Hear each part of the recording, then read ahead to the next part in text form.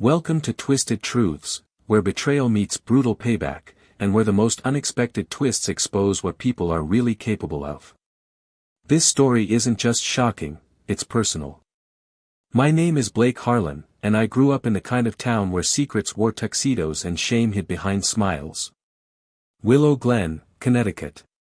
Population, polished. My father, Harold Harlan, is practically royalty in that place.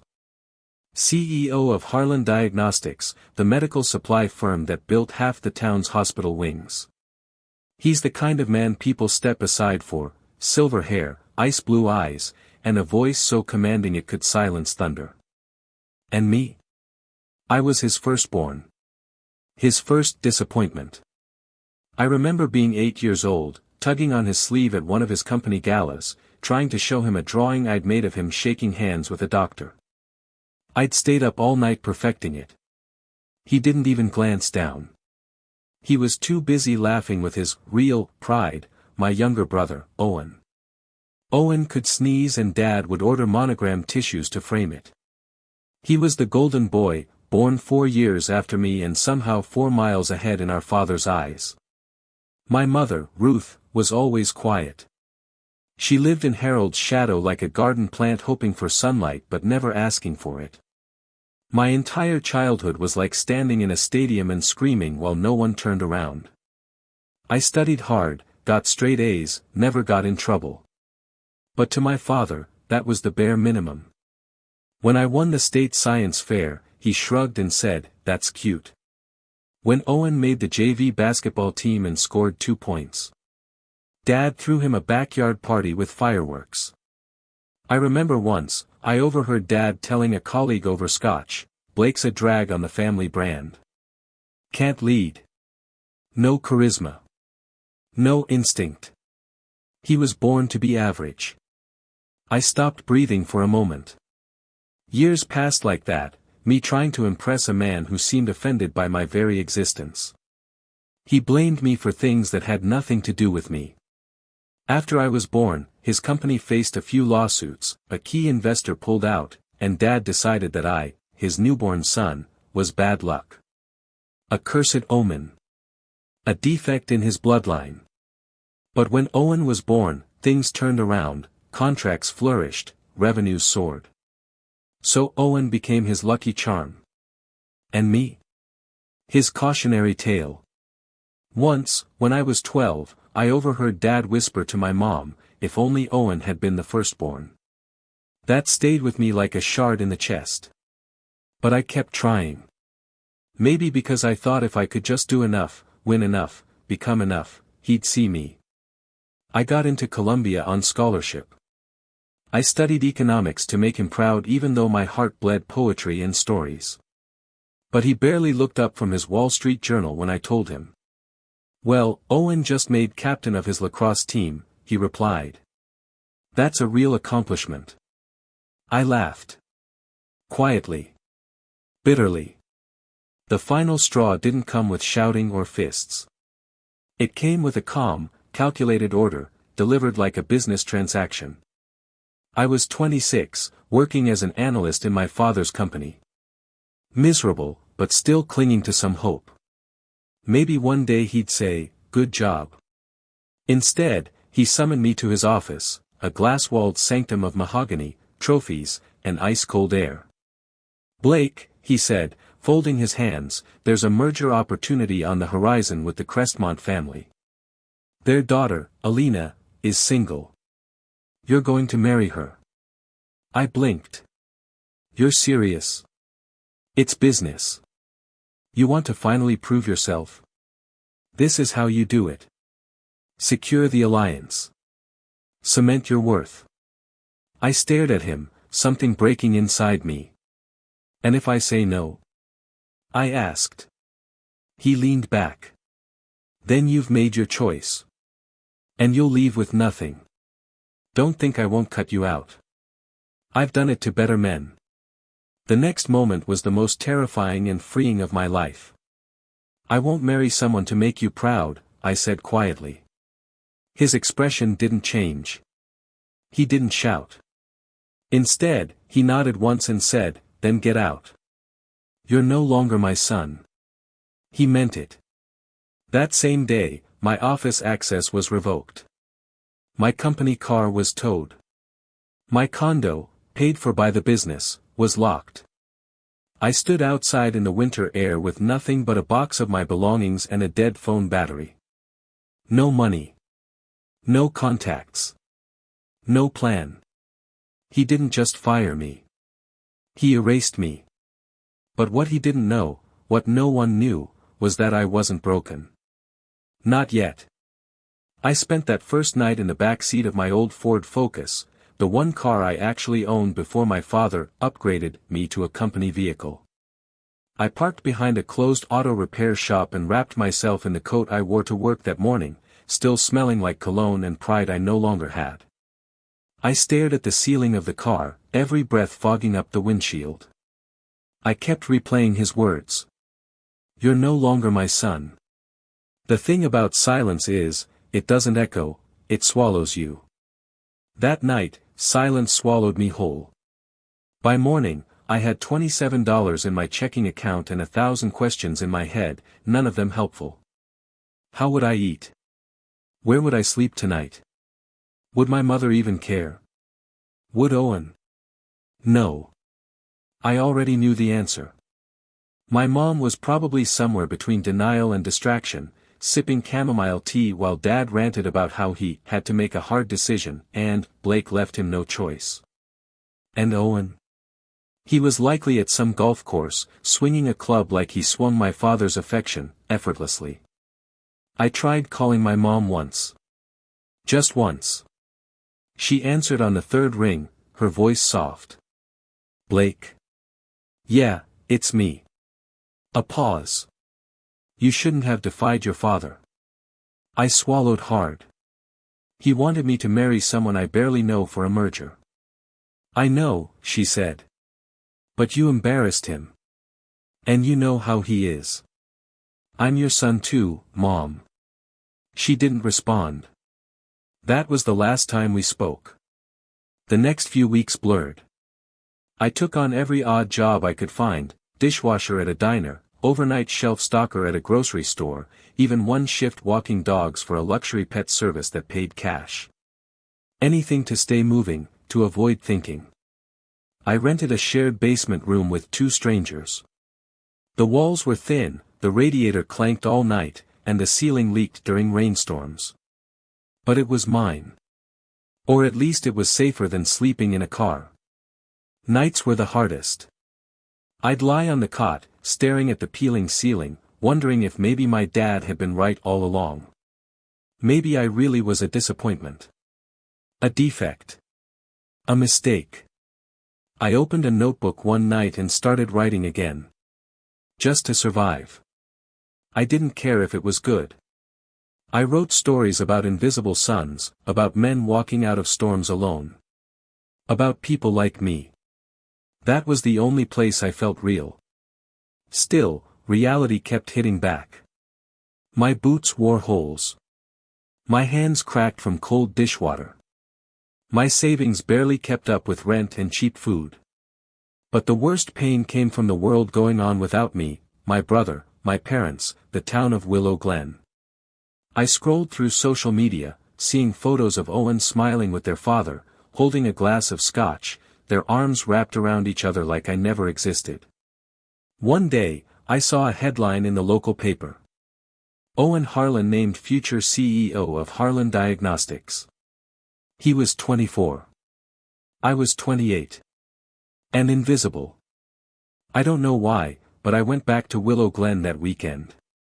Just to see. Just to feel something. I wore a hoodie and kept my head low. Outside the Harlan estate gates, taller than I remembered, I saw the hedges were perfectly trimmed, the iron fence polished. The family crest still stood proudly, Fortitudo, Familia, Fatum. Strength. Family. Fate. I almost laughed. As I turned to leave, a black SUV pulled up. My father stepped out, phone to his ear, barking orders. He didn't see me. Or maybe he did, and looked right through me. That hurt more. I walked away, hands in my pockets, vowing never to return. But something changed that night. Something cracked. Something finally let go. I realized I had spent 28 years trying to earn a man's love who had already decided I wasn't worthy of it. And if I wasn't going to get a seat at his table, I'd build my own table.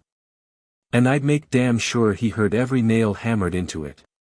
That night, I picked up the notebook again. Only this time, I wasn't writing stories. I was writing a plan. I wasn't planning to go looking for revenge. Not at first. At first, I just wanted to write again. To feel like I existed outside of Harold Harlan's disapproval. But you know how some truths don't wait for you to look for them. They hunt you. And when they find you, they don't knock. They kick the damn door in. It started with a delivery. I'd picked up a second job, night deliveries for a courier service that paid in cash and didn't ask questions.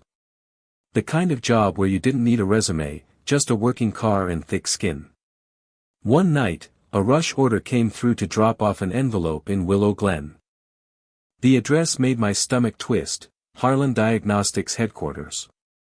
I didn't want to take it. But I needed the cash.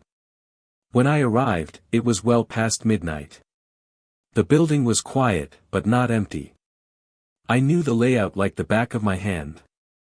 I'd spent countless late nights here trying to earn the approval I now realized I never needed.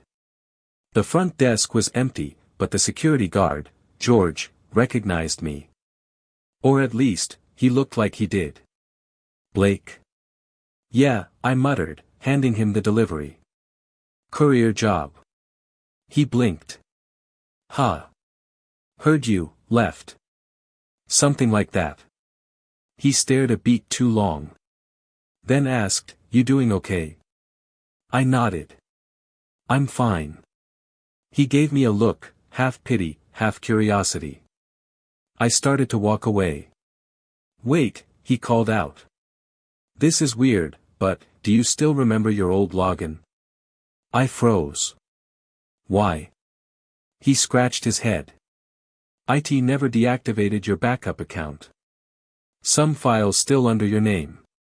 That shouldn't have been possible. I turned around slowly. You serious? He shrugged. I mean, maybe you want to clean it out. I don't know. I nodded. Yeah, sure. He buzzed me in. It was a stupid decision. Or maybe it was fate. I went upstairs to the admin level and slipped into the old conference room where I used to prepare monthly reports that no one read. The computer was slow, humming like a dying appliance, but the login worked. I should have just deleted my files and walked away. Instead, I opened the company server. Habit, maybe. Curiosity. Pain. But that's when I saw it. A folder labeled, Consulting Agreement, Owen, tucked into the executive compensation drive. It was dated 6 months before I got fired. Out of instinct, I opened it. What I read made my blood turn to ice. Owen had been secretly receiving payouts from the company, under the table. Monthly, consulting fees, of $30,000, despite still being in grad school at the time. There were no deliverables, no reports, no meeting records. Just wire transfers and vague descriptions like Strategic Development Insight. He'd been cashing in for over a year before I was even told the company was tightening costs. Meanwhile, I had to fight for a $2,000 department budget approval for a life-saving product marketing plan that was eventually cancelled. That wasn't all. There were also invoices submitted under a shell company tied to an Owen Harlan alias, OM Consulting, which had no website, no presence, and no listed phone number. I cross-referenced the payments. They added up to over $500,000. Stolen. Quietly. Cleanly. No one had said a word. It wasn't just favoritism. It was fraud. And my father? He signed off on every single one. I sat there, my hand frozen on the mouse, watching the screen glow like it had just set fire to everything I thought I knew. They weren't just cruel. They were corrupt. And I'd been cast out for not agreeing to an arranged marriage, while they funneled company money into my brother's pocket. I should have walked away. But instead, I emailed myself every document. Then I got up and left. By the time I reached my car, my hands were shaking, but not from fear. From clarity. For the first time in my life, I had power. They erased me. Now I held the pen. The moment I stepped out of that building with the documents in my inbox, I knew the game had changed. They took everything from me, family, money, dignity, but now. Now I had leverage. Real leverage. Not a rumor. Not a complaint. Receipts. I didn't sleep that night. I parked in a 24-hour diner lot, ordered coffee, and stared at my laptop screen like it was a loaded weapon, because it was. Every PDF I opened, every transfer record I scanned, made my heart pound faster. Not from fear, but from something deeper. Anger. Purpose. This wasn't just petty favoritism. It was white-collar theft, and Harlan Diagnostics was a publicly traded company. My father had always played the game like he was untouchable. Now I knew he wasn't. But revenge couldn't be rushed. If I wanted to bring the house down, I had to do it carefully.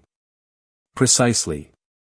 I opened a new notebook, the same kind I used to write stories in as a kid, and wrote one word at the top of the page in capital letters. Consequences. Then I wrote 3 bullet points beneath it.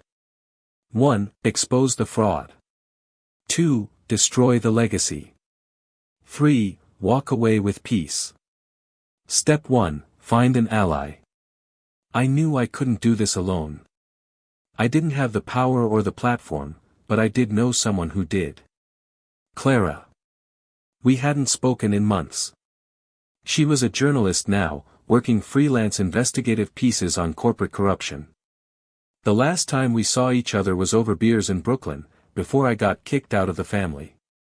I wasn't sure she'd even respond. But when I texted her, she replied in under a minute.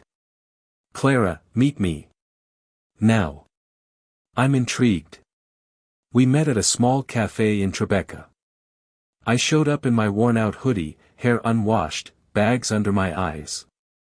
She showed up in combat boots and a black coat with a press badge hanging from her lanyard like a sword. You look like you've seen a ghost, she said, sliding me a coffee. I found something, I told her.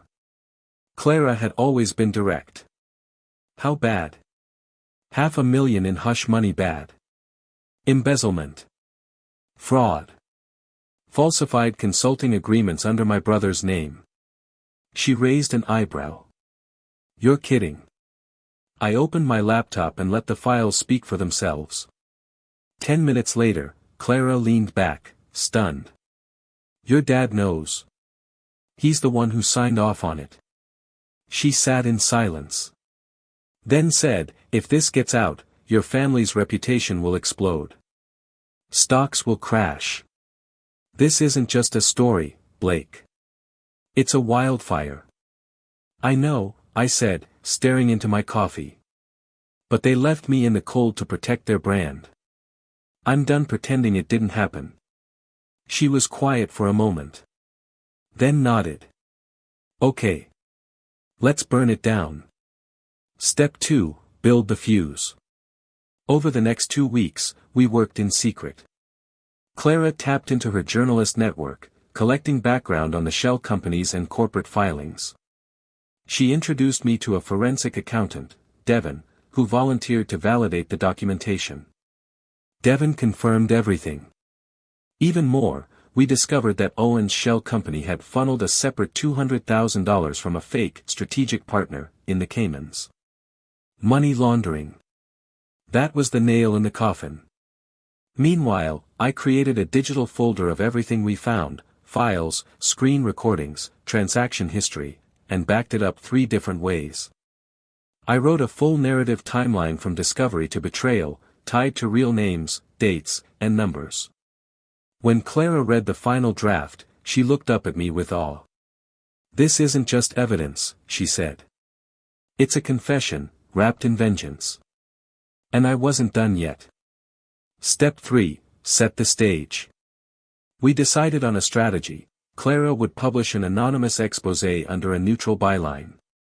No mention of me, at least not yet. Let the story go viral. Let the media sink their teeth in. Let the regulators come sniffing. Then, once the house was halfway on fire, I'd walk through the front door with a gas can and my name on the label.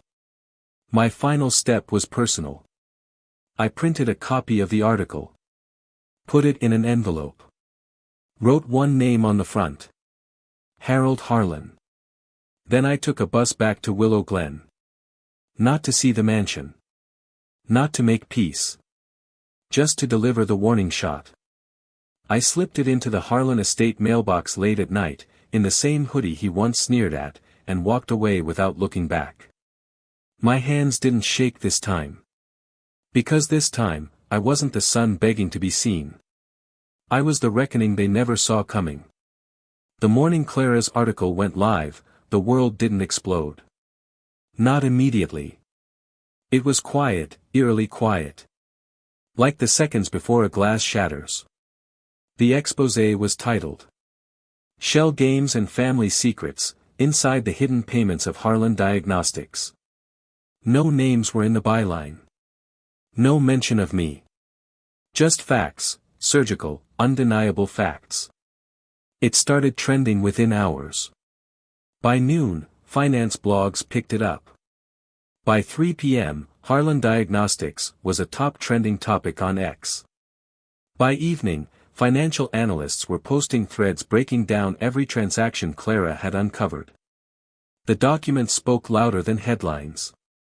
Payments from Harlan Diagnostics to a shell company with no employees.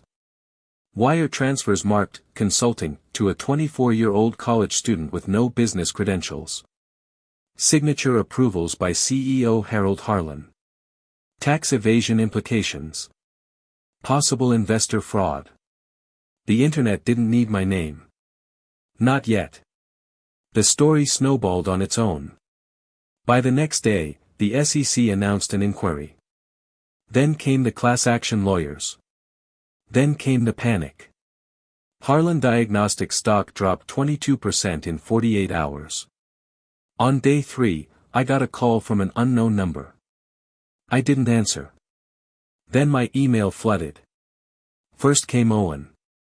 "What the hell did you do?" Then my mother. "Blake, please. You don't understand what you've started." Then finally, my father. He didn't call. He emailed me 2 words. "Well played." That was it. No apology. No denial. Just those 2 words, cold, sharp, and seething with the kind of restrained fury only a man like Harold Harlan could conjure. But I wasn't done. Because the bomb hadn't dropped yet. That weekend, Clara and I made our move. We organized a live virtual panel, Whistleblowing in Corporate America, hosted by a mid-sized but respected digital media outlet. Clara was scheduled to speak. And I was the closing guest. No mask. No voice distortion. Just me. Blake Harlan. I stepped into the frame in front of a gray backdrop, my notebook on the desk beside me, and said, "My name is Blake Harlan. I'm the former senior analyst at Harlan Diagnostics. I was fired for refusing to become a pawn in a marriage for merger scheme. And when I was cast out, I found something they never expected, truth. And this is that story." Over 600,000 people watched that stream live. Within 24 hours, it crossed 1 million. Within 72 hours, the New York Times was calling Clara for follow-ups. A journalist from Forbes emailed me asking if I'd be willing to go on record for an exclusive.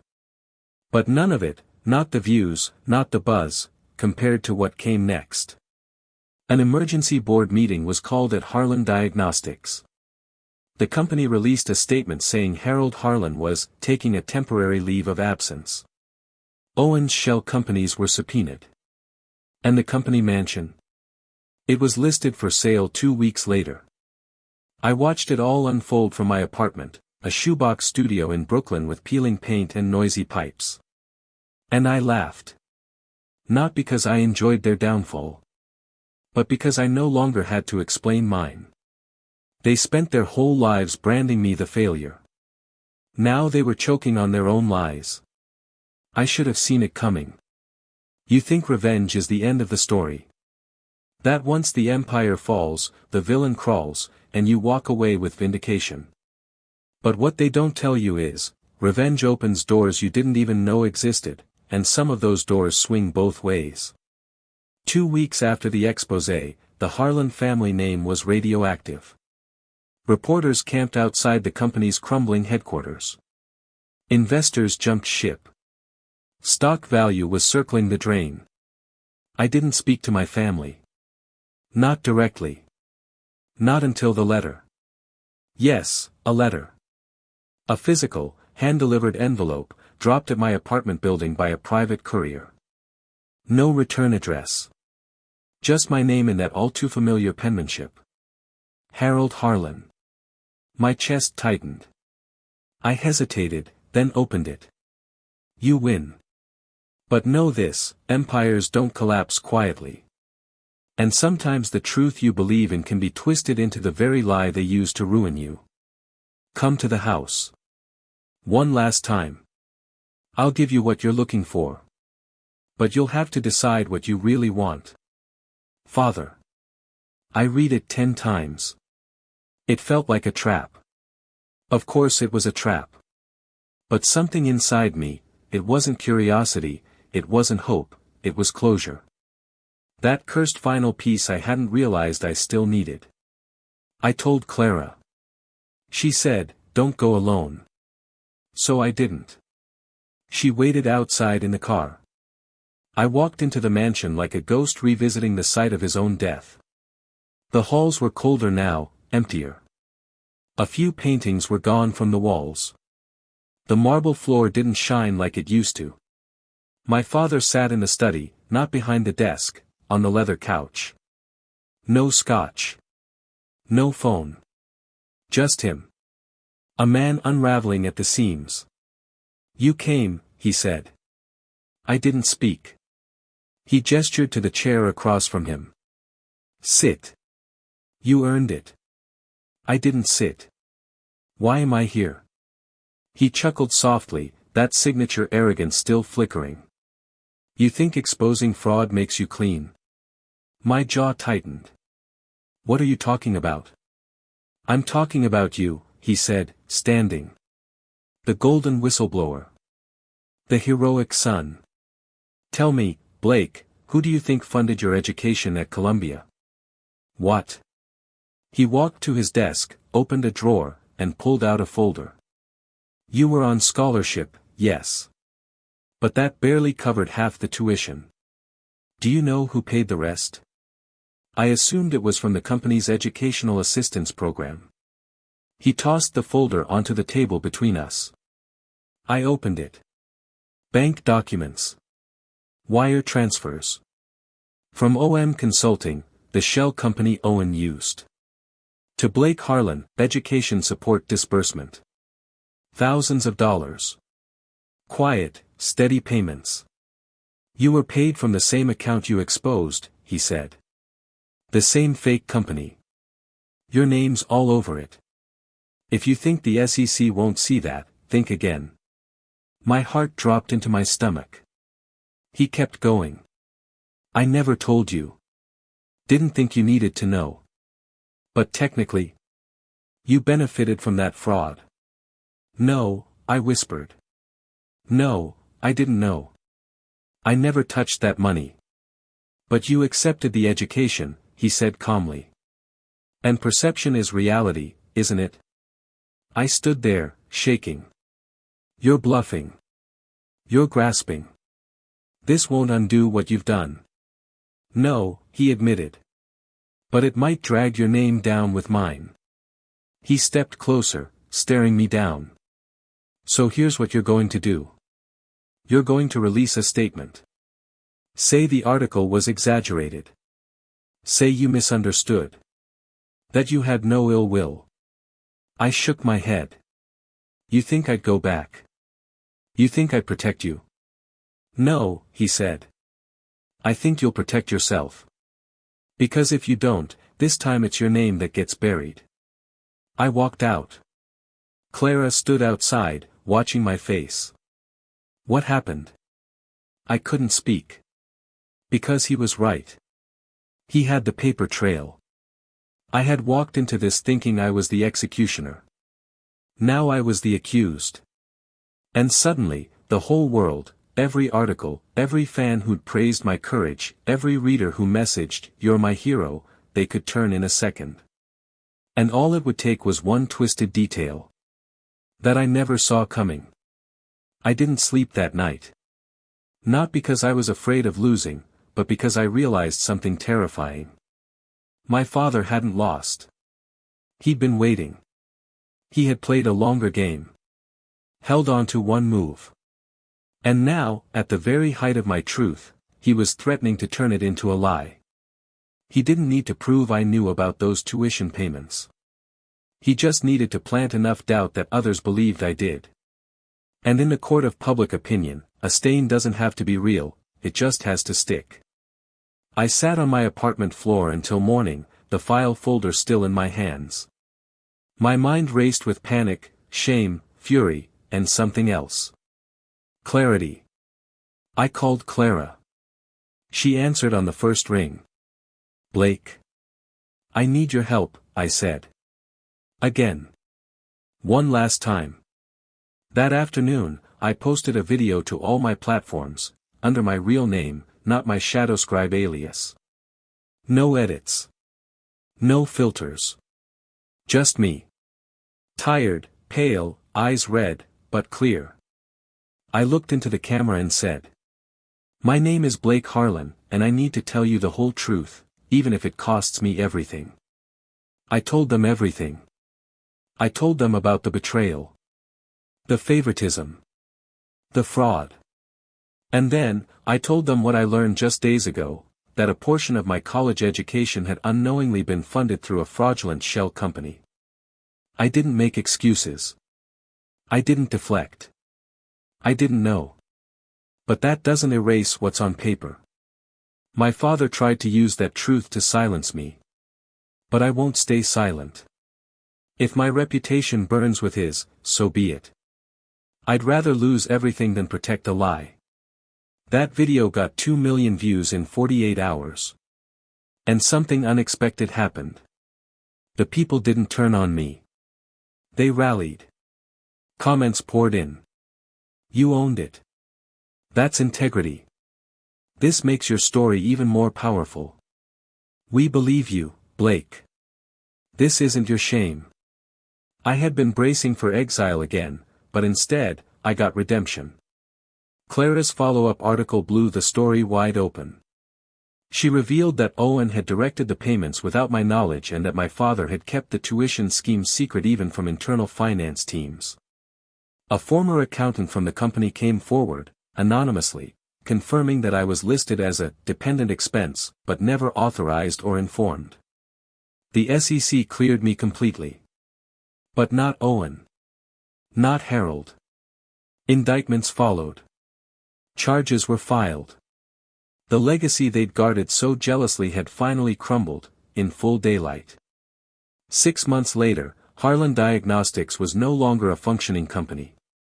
The board dissolved it. The mansion was auctioned. My father? He vanished into a private legal war and exile.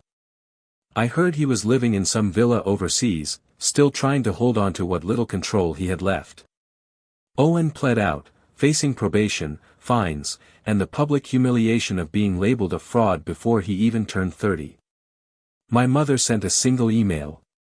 I don't know what's left of us, Blake.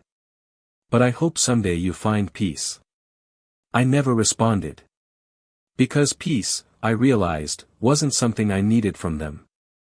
It was something I built for myself. My second book, Smoke Doesn't Lie, was a memoir. It wasn't poetic. It wasn't beautiful. It was raw. And readers devoured it. Because it wasn't just about my family. It was about anyone who's been silenced, erased, betrayed, and decided not to stay that way. At the first book signing, a woman about 60 pulled me aside. She said, "My son hasn't spoken to me in 5 years. After reading your story, I realized I was the reason. I'm writing him today." Another man whispered, "You gave me courage to leave my father's company. I was never meant to live under his shadow." I signed their books with shaking hands.